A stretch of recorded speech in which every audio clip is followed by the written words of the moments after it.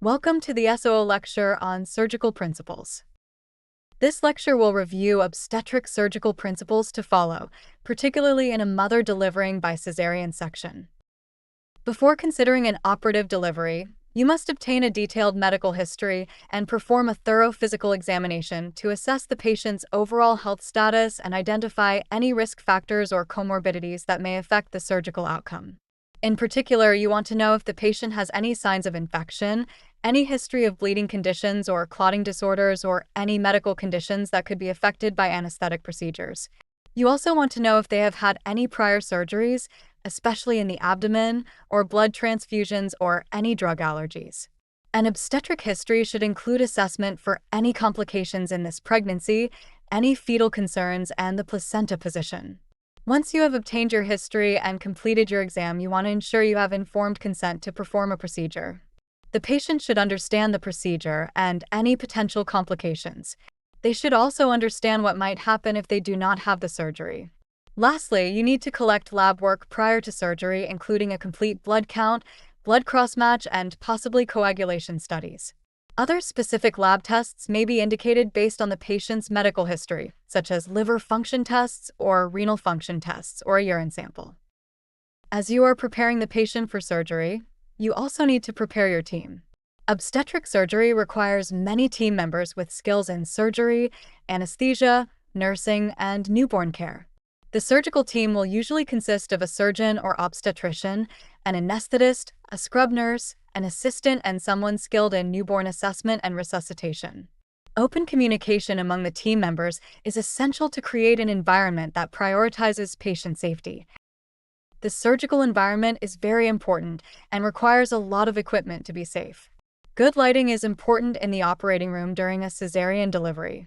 Continuous monitoring of maternal vital signs throughout the procedure is required, and fetal heart rate should be assessed prior to starting the surgery.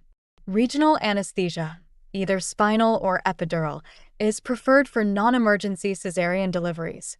Its benefits include reducing blood loss, avoiding any anesthetic medication getting to the baby, and allowing the mother to be awake during the procedure and bond with the newborn. However, general anesthetic equipment should be available in case of an emergency. Ensure that all instruments are sterile and that a sterile field is maintained to minimize infection. Use appropriate drapes to cover the patient while exposing only the surgical area.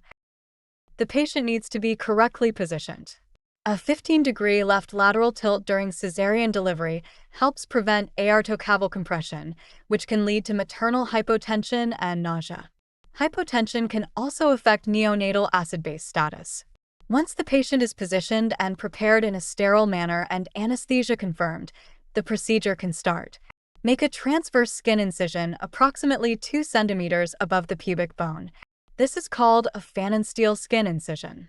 Once the skin is incised, the adipose tissue, fascia, rectus muscles, and parietal peritoneum can be separated with sharp or blunt dissection to expose the lower segment of the uterus.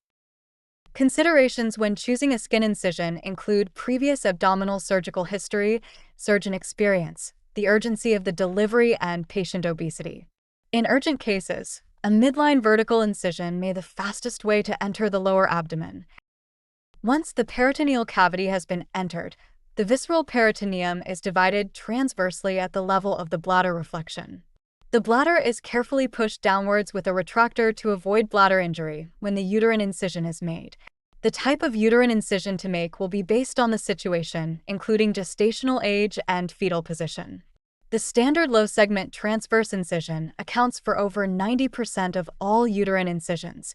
It is commonly used for planned and unplanned cesarean deliveries. A low transverse incision heals with the strongest scar in the muscle of the uterus, giving the lowest risk of the uterus rupturing in a future pregnancy. However, in some circumstances, a high transverse or midline, also called classical, incision may be indicated. Classical incisions are often used in early gestations as the lower uterine segment is not well developed, or there may be fibroids in the anterior lower segment. The T&J incisions can be used in emergency circumstances when there is difficulty extracting the fetus from the uterus and the surgeon needs more room.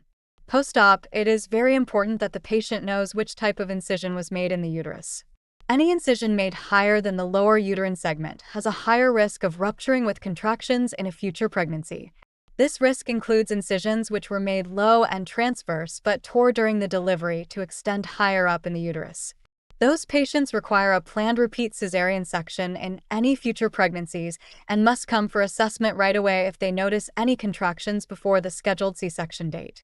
The patient must also understand that it is the incision in the uterus which determines the risk of uterine rupture, which may not be the same as the skin incision which they can see. Once the fetus is delivered, wait 60 seconds before clamping or tying the umbilical cord if the infant is crying and active and the mother is stable. Give oxytocin to make the uterus contract. This will reduce uterine bleeding and aid in placenta delivery. Deliver the placenta with cord traction if possible. This results in less blood loss and infection than manual removal of the placenta. Once the placenta is delivered, feel up into the uterine fundus to be sure there is no retained placenta, which could increase the chance of infection and bleeding. You may also discover an abnormality of the cavity, such as a uterine septum, which explains why the patient experienced preterm labor or had a breech infant. We will now review the instruments that are used to perform a C-section. The type of surgical instrument we use differs for the different tissue types and steps of the C-section procedure. The choice will also depend on what instruments are available at your center. Each instrument serves a specific purpose during different stages of a cesarean section, from skin incision to closure. You want to make sure you are using gentler instruments on delicate tissue, such as forceps with no teeth on peritoneum, whereas on the tougher tissue like the fascia-toothed forceps are more appropriate.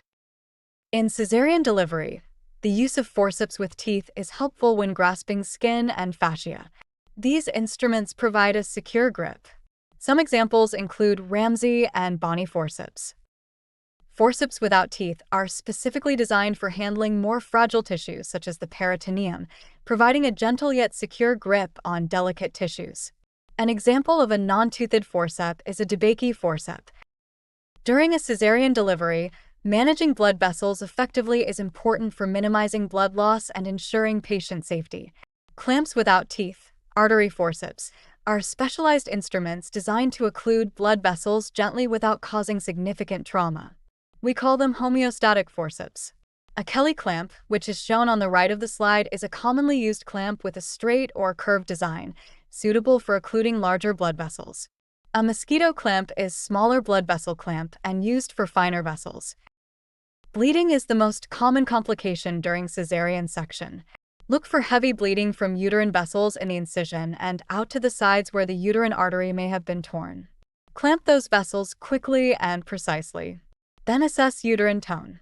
Uterotonics should be the first-line medication for uterine bleeding, as tone is often a cause of heavy bleeding at the time of C-section. The doses are the same as used for treatment of postpartum hemorrhage after vaginal delivery. The most effective and safest of these is oxytocin or carbetocin. Oxytocin can be administered either IM or IV. During the C-section, it is usually given IV, as an IV will already be in place. Carbetocin can also be used as a first-line uterotonic. It is a long-acting form of oxytocin. It is not helpful in improving uterine tone if oxytocin has already been given, because it acts at the same receptors as oxytocin. Second-line uterotonics include ergometrine and carboprost. Ergometrine is effective but can make hypertension worse and may cause coronary artery spasm. Carboprost should not be used in patients with asthma. Tranexamic acid prevents the breakdown of clots by blocking fibrinolysis. If available, it should be given whenever a second-line uterotonic is needed. In addition to medication, bimanual uterine compression and massage should be performed. If bleeding continues despite medications, and uterine massage and intrauterine balloon tamponade can be placed. This involves placing a balloon catheter inside the uterus and inflating it to apply pressure against the uterine walls, which will compress blood vessels and control bleeding. See the third stage of labor section for details on types of balloon devices. During C-section, the balloon might be placed through the uterine incision, or it can be inserted vaginally for bleeding which develops after the uterine incision is closed.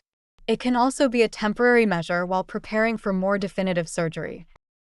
Other techniques to control bleeding include uterine compression sutures, such as a B-Lynch suture, demonstrated in the diagram on the left.